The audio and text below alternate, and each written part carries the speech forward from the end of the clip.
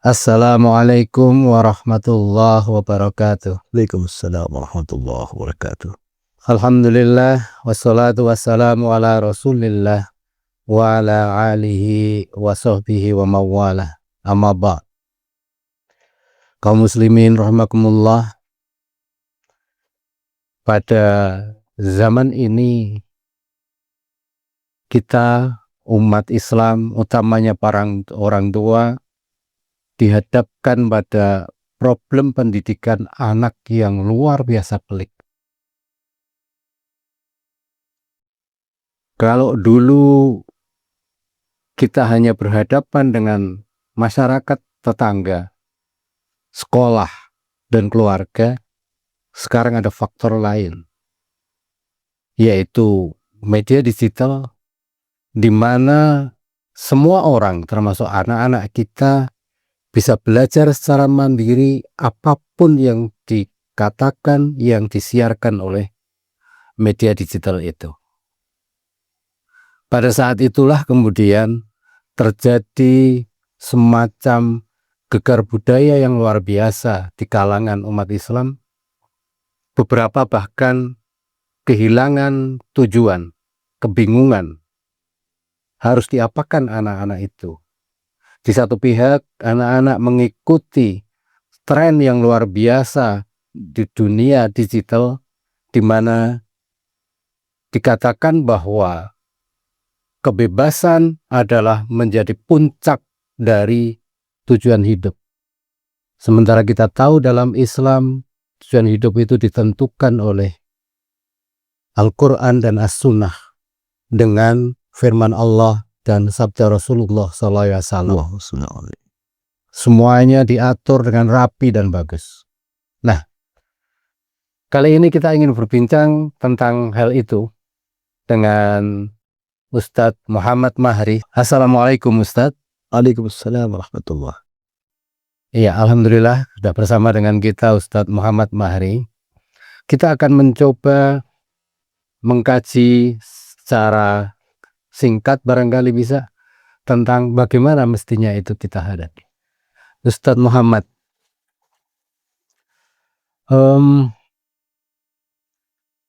tantangan kehidupan di zaman ini luar biasa kompleks. Ketika kita mendidik anak tidak semudah zaman dulu, itu sudah sangat kita pahami. Kemudian banyak orang yang kehilangan tujuan. Goalnya apa mendidik anak itu? Ya. Bahkan secara umum banyak yang kemudian mengikuti pola-pola barat, katakanlah seperti itu, di mana itu banyak yang tidak sesuai dengan ajaran yang kita ikuti, yaitu ajaran Rasulullah Muhammad SAW. Kita harus berangkat dari mana ini Ustaz untuk menjawab tantangan yang seperti ini? Bismillah, alhamdulillah, salatu wassalamu ala Rasulillah Muhammad ibn Abdullah wa ala alihi wa ashabihi wa ikhwanih. Ustaz Soekarbo, pendidikan sekarang untuk anak kita itu luar biasa. Bahkan sebetulnya pendidikan yang paling utama itu diawali sejak ada di dalam rahim. Cuman kita tidak bisa memberikan satu bentuk meragakan. Itu nggak bisa. Sebab ketika benih itu bertemu di dalam rahim sang ibu, maka Rasulullah SAW mengajarkan doa.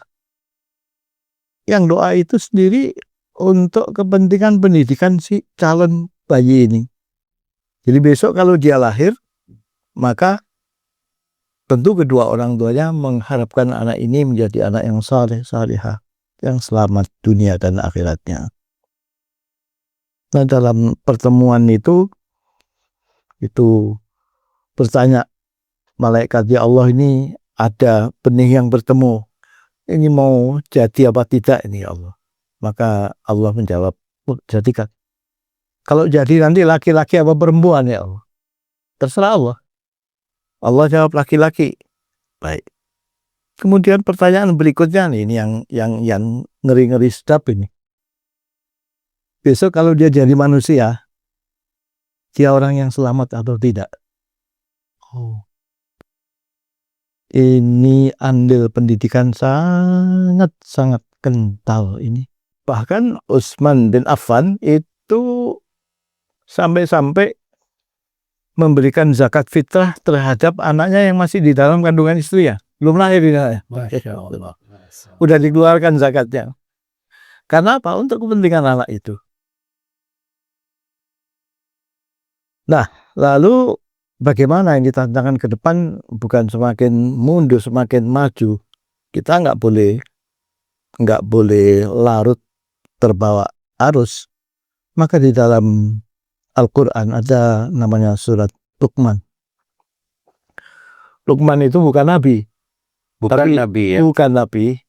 Tapi namanya diabadikan di dalam Al-Quran. Karena Allah ingin menunjukkan kepada kita untuk menyampaikan pesan kepada kita ini, begini nih cara mendidik anak seperti Luqman ini. Ayat 13 itu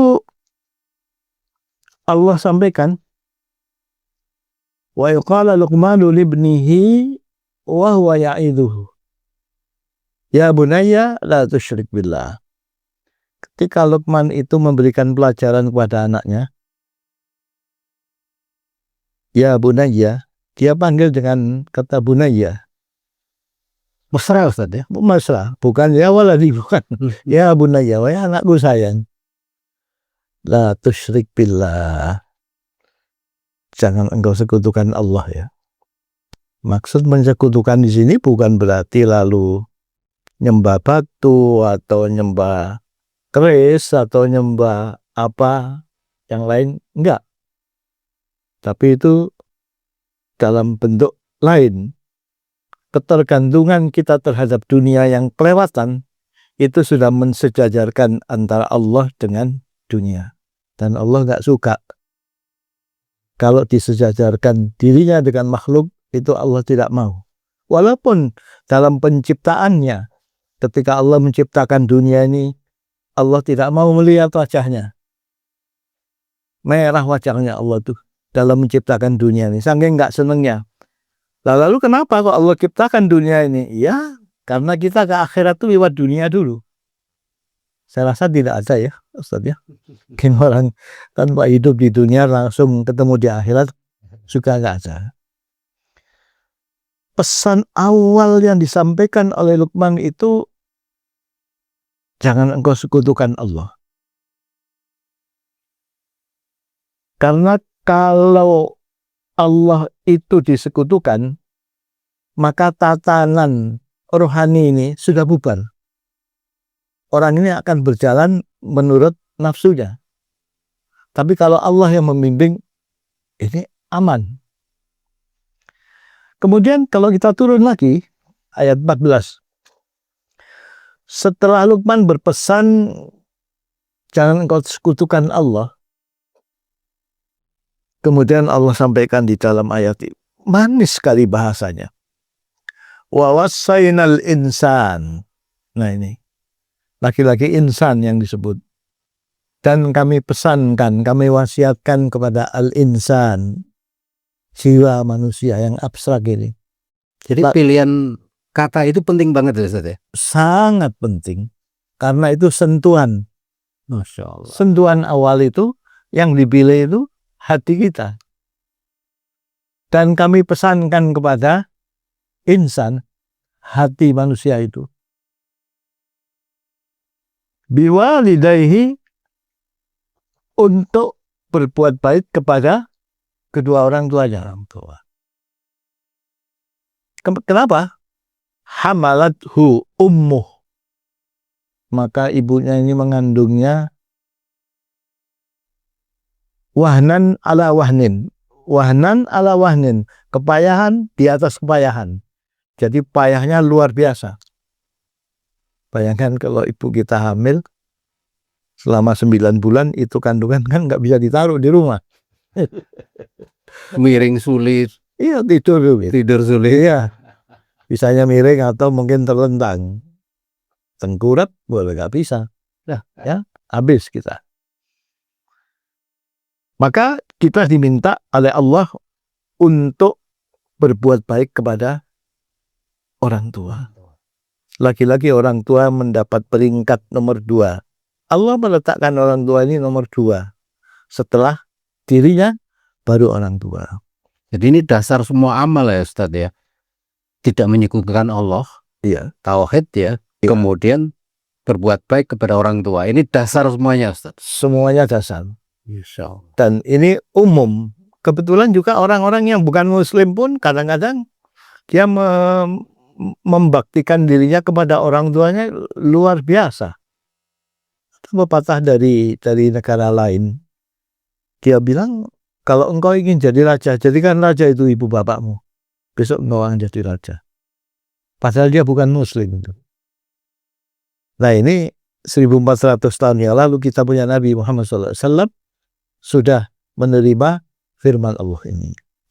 Ini urusan dengan orang tua. Kemudian yang ketiga, kita bisa baca surat Luqman ayat 15. Wa in jahadaka ala an tusyrika bima laisa laka bihi ilm fala tuti'huma. Jadi kalau kedua orang tuamu ini mengajak untuk menyekutukan aku dengan sesuatu yang lain, fala tuti'huma. Jangan kau ikuti, tapi tidak dengan cara yang frontal. Tidak dengan cara frontal. Tidak dengan cara yang Harus. Itu pun tetap menjaga perasaan orang tua. Insya Allah. Tinggi sekali kedudukan orang tua ya. Ya.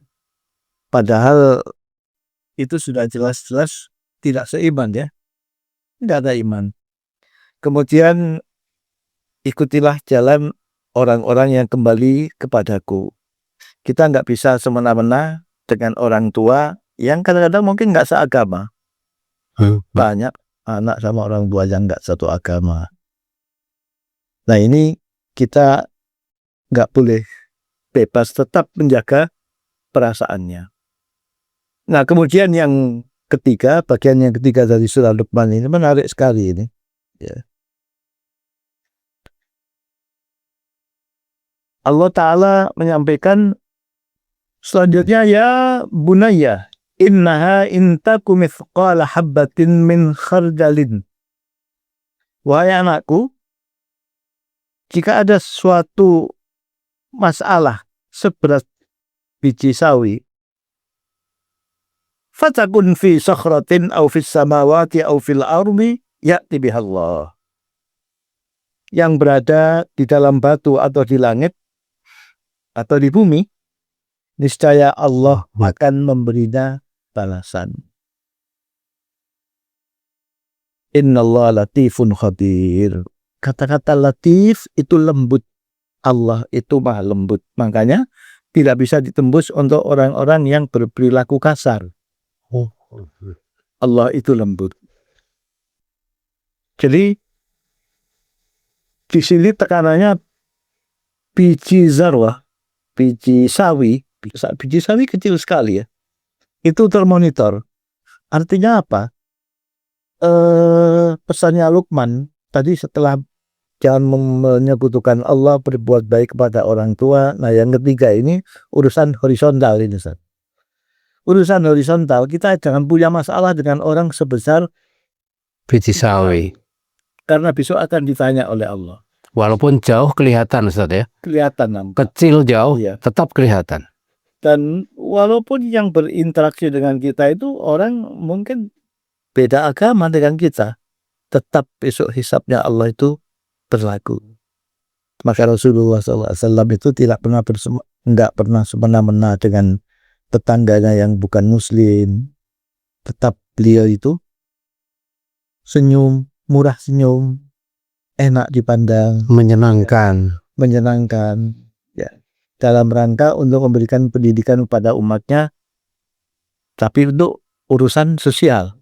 Tapi dalam hal akidah kita Batasnya jelas ya untuk akidah ya. Jelas. Nah, ini menanamkan anak untuk 3 hal ini